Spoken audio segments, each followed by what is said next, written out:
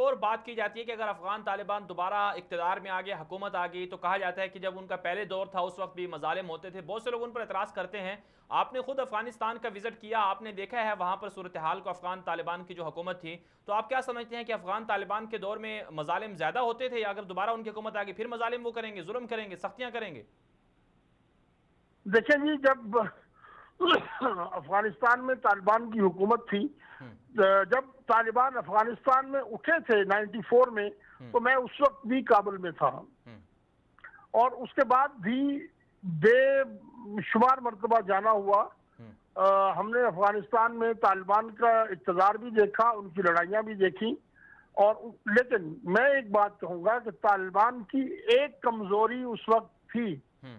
जो जिसने उन्होंने अब काबू पा लिया है। वो कमजोरी थी मीडिया से दूर रहना। हम्म। उनके खिलाफ पूरे मगरब ने और पूरी मगरबी दुनिया ने, और मैं समझ कहूँगा कि उसमें मुस्लिम ममालिक भी शामिल थे, हम्म। उन्होंने एक प्रोपेगेंडा का महाज खोला। वरना ऐसी कोई बात नहीं थी, जुल्म सितम।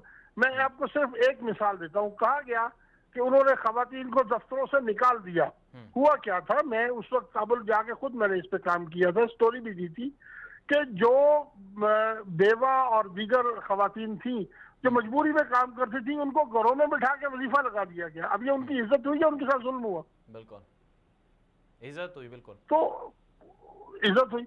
उसी तरह से हाँ, कुछ गलतियां भी उन्होंने हुई, उनसे हुई हैं। लेकिन जब एक आइसोलेटेड हो और पहली मरतबा इक़्तिदार उनके हाथ आया, उनको मामलात करने पड़े, उनको फैसला करना पड़ा, तो मुस्लिम ममालिक ने बजाय इसके कि उनको साथ देते, उनको कोई तरबियत फराहम करते, हम्म। सब ने प्रोपेगेंडा और मुखालफत का माहौल शुरू कर दिया।